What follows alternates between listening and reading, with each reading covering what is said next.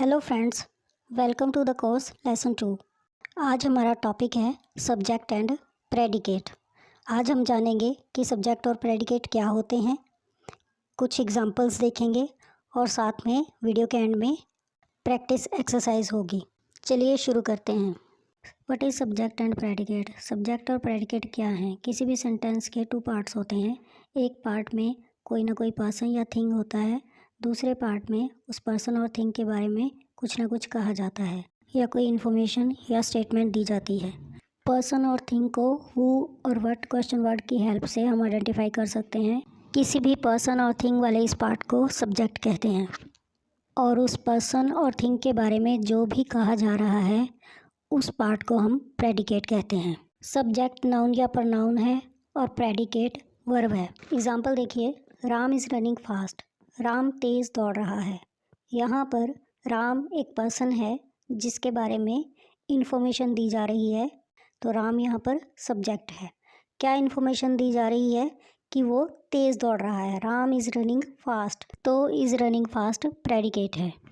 Next sentence, he has no money in his pocket.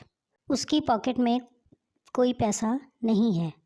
ही यहाँ पर subject है क्योंकि ही के बारे में बात की जा रही है। क्या बात की जा रही है? Has no money in his pocket, कि उसकी जेब में कोई पैसा नहीं है, तो ये प्रेडिकेट है। Next sentence is, the cackling of geese saved Rome. Cackling of geese ने रोम को बचाया, क्योंकि यहाँ पर किसके बारे में बात हो रही है? कैकलिंग ऑफ गीज के बारे में। कैकलिंग ऑफ गीज ने क्या किया? रोम को बचाया, तो कैकलिंग ऑफ गीज सब्जेक्ट है। कैकलिंग ऑफ गीज के बारे में इंफॉर्मेशन है कि कैकलिंग ऑफ गीज ने रोम को बचाया। सेव्ड रोम प्रेडिकेट है। यहाँ पर एक बात ध्यान देने की है कि सब्जेक्ट नाउन भी हो सकता है, ही प्रनाउन भी हो सकता है, the cackling of गीज noun phrase भी हो सकता है। लेकिन प्रेडिकेट में एक बात कॉमन है कि किसी भी सेंटेंस में वर्ब वाला पार्ट प्रेडिकेट के अंडर ही आएगा। इन शॉर्ट, कोई भी नाउन, प्रनाउन, नाउन फ्रेज वो सब्जेक्ट के अंडर आएगी और बाकी जो भी पार्ट है सेंटेंस का वो प्रेडिकेट के अंडर। आगे देखते हैं subject after predicate. Hair comes the bus. Hair comes the bus में द बस सब्जेक्ट है, हेयर कम्स प्रेडिकेट है क्योंकि कम्स क्या है? वर्ब, और द बस क्या है? Noun. You as subject in imperative sentence. Last video में भी मैंने बताया था कि इम्पेरेटिव सेंटेंस में सब्जेक्ट नहीं होता, लेकिन अगर कोई सब्जेक्ट एज्यूम करना हो तो वो सेकंड पर्सन ही होगा, मीन्स यू। जैसे फॉर एग्जांपल सिट डाउन, तो you sit down, you subject है, और क्योंकि सिट वर्ब है तो वर्ब वाला पार्ट प्रेडिकेट है। How to identify subject and predicate in a sentence. Subject को आइडेंटिफाई करने के लिए हम हु और व्हाट वर्ड का यूज़ करेंगे और प्रेडिकेट को आइडेंटिफाई करने के लिए हम वर्ब देखेंगे, what the subject is doing, कि सब्जेक्ट क्या कर रहा है। एग्जाम्पल देखिए, honesty is the best policy. अगर यहाँ पर हम क्वेश्चन पूछें what is the best policy, तो आंसर होगा ऑनेस्टी। नेक्स्ट सेंटेंस देखिए, Ram ate a pizza. Ram ने पिज़्ज़ा खाया। Who ate pizza? Ram ate pizza, और ate a pizza, ate verb है। इस सेंटेंस में किसके बारे में बताया गया है? राम के बारे में। और राम के बारे में क्या बताया गया है? कि राम ने पिज़्ज़ा खाया, इसलिए राम सब्जेक्ट है और एट ए पिज़्ज़ा वर्ब, और वर्ब से आगे का पार्ट प्रेडिकेट। इस टॉपिक को एलैबोरेट करें तो राम एट ए पिज़्ज़ा में राम सब्जेक्ट है, एट वर्ब है, ए आर्टिकल है और pizza object. Next video lecture में हम सब्जेक्ट, वर्ब और ऑब्जेक्ट डिस्कस करेंगे। Next example is, Lata was singing sweetly. Lata मीठा गा रही थी। लता क्या कर रही थी? लता गाना गा रही थी, तो यहाँ पे वाज सिंगिंग वर्ब है। अगर हम क्वेश्चन अराइज करें हु वाज सिंगिंग स्वीटली, तो आंसर होगा लता, इसलिए लता यहाँ पर सब्जेक्ट है और was singing sweetly means verb, और वर्ब के आगे का पार्ट प्रेडिकेट है। To conclude, there are 3 steps to identify subject and predicate in a sentence. इन 3 स्टेप्स को फॉलो करके हम किसी भी सेंटेंस में सब्जेक्ट और प्रेडिकेट को आइडेंटिफाई कर सकते हैं। First step is identify the verb. सबसे पहले हमें किसी भी सेंटेंस में वर्ब को आइडेंटिफाई करना है, और वर्ब को आइडेंटिफाई करना सबसे ज़्यादा ईजी है किसी भी सेंटेंस में, क्योंकि हमें देखना है कि सब्जेक्ट क्या कर रहा है। Second step is ask A question who और व्हाट बिफोर द वर्ब। जब हम वर्ब को पहचान लेंगे तो वर्ब से पहले हु और व्हाट लगाकर क्वेश्चन अराइज करना है।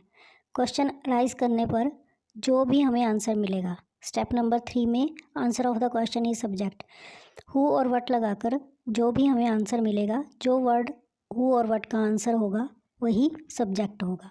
तो इस तरह से इन 3 स्टेप्स को फॉलो करके हम बहुत ईजिली सब्जेक्ट और प्रेडिकेट को किसी भी सेंटेंस में आइडेंटिफाई कर सकते हैं। चलिए इन स्टेप्स को इम्प्लीमेंट करके देखते हैं।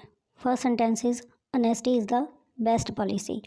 इस सेंटेंस में कोई भी एक्शन नहीं हो रहा है, सिर्फ स्टेट बताई गई है, स्थिति कि ईमानदारी एक उत्तम नीति है। तो यहाँ पर एक ही मेन वर्ब है इज़। इज़ के आगे हम हु या वट लगाकर क्वेश्चन अराइज करेंगे।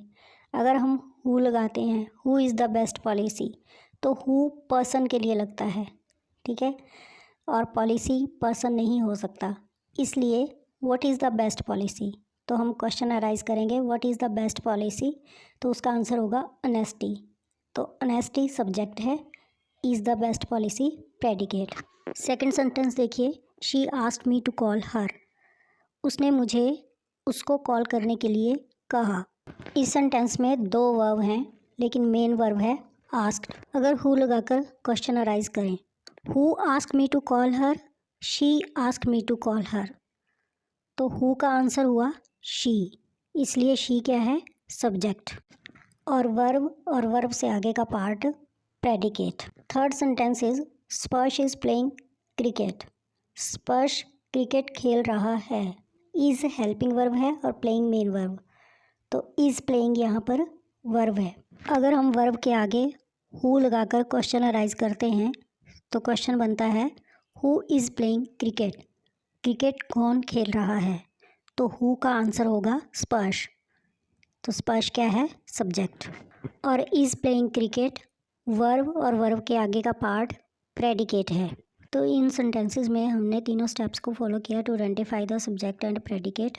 सबसे पहले वर्ब को फाइंड आउट किया, उसके बाद हु और वट लगाकर क्वेश्चन अराइज किया, एंड देन हु और वट का जो भी आंसर था वो सब्जेक्ट था और बाकी का सारा part predicate. These 2 sentences are very important to know more about subject and predicate. Here comes the rain. इस सेंटेंस में verb है comes. क्वेश्चन अराइज करें, here comes what? The answer is the rain. ऐसे sentences में subject verb के बाद होता है, यहाँ पर सब्जेक्ट है the rain और वर्ब से पहले वाला पार्ट प्रेडिकेट है, means here comes. Next sentence is open the door. ये एक इम्परेटिव सेंटेंस है जो वर्ब से स्टार्ट हुआ है। देखिए इन दोनों सेंटेंसेस के फ़र्क को समझना बहुत ज़रूरी है, because English is a sense not a sentence. अगर सेंटेंस को देखें तो कम्स के बाद द रेन लगा है तो ये सब्जेक्ट है, तो ओपन वर्ब है, वर्ब के बाद द डोर लगा है तो इसको भी हम सब्जेक्ट बोल सकते हैं, लेकिन ऐसा नहीं है क्योंकि हमें सेंस देखनी है ना कि sentence. According to sense, here comes the rain, rain आती है, तो आने का काम कौन कर रहा है, रेन। सब्जेक्ट का मतलब है कर्ता, जो करता है, जो किसी काम को करता है। लेकिन ओपन द डोर, दरवाज़ा खोलो, यहाँ पे दरवाजे को खोलने के लिए खोलने का काम कोई और करेगा या कोई और कर रहा है। इम्परेटिव सेंटेंस में सब्जेक्ट नहीं होता है, लेकिन अगर कोई सब्जेक्ट एज्यूम करना हो तो वो हमेशा सेकंड पर्सन होता है। Second person means you. Open the door means order दिया गया है सेकंड पर्सन को, इसलिए यू क्या है, सब्जेक्ट। इम्परेटिव सेंटेंस में हमेशा वर्ब होता है और ऑब्जेक्ट होता है। कुछ सेंटेंसेस में ऑब्जेक्ट भी नहीं होता, सिर्फ वर्ब होता है। क्योंकि वर्ब और वर्ब से आगे वाला पार्ट प्रेडिकेट के अंडर आता है, इसलिए ओपन द डोर प्रेडिकेट है। Who open the door, you open the door, so you यहाँ पे सब्जेक्ट है, open the door predicate. So apply the 3 steps to identify the subject and predicate easily. कुछ complicated sentences देखिए। The boy stood on the burning deck, the boy subject है, stood on the burning deck predicate. In the next sentence, a barking sound the shepherd hears. अब यहाँ पर subject कौन सा है और प्रेडिकेट कौन सा है पहचानना थोड़ा मुश्किल है, लेकिन अगर ये सेंटेंस ऐसे होता the shepherd hears a barking sound, तो आप इजीली पहचान लेते द शेफर्ड सब्जेक्ट है, hears a barking sound predicate. लेकिन यहाँ पर भी द शेफर्ड सब्जेक्ट है, हियर्स और a barking sound predicate. Next, on the top of the hill lives a hermit. Hermit subject है, क्योंकि आपको सेंस पहचाननी है, ना कि सेंटेंस को देखना है। On the top of the hill lives predicate. आपको सेंटेंस की सेंस को समझना है कि काम कौन कर रहा है और क्या काम कर रहा है। ये एक्सरसाइज है जो आप खुद से सॉल्व करेंगे और चाहे तो कमेंट सेक्शन में आप इनके आंसर दे सकते हैं। He has a good memory. The singing of the birds delights us. Sweet are the uses of adversity. तो कमेंट सेक्शन में आप इनके आंसर दे सकते हैं। मिलते हैं नेक्स्ट वीडियो में लेसन 3 के साथ। लाइक शेयर और सब्सक्राइब करना ना भूलें। Thanks for watching.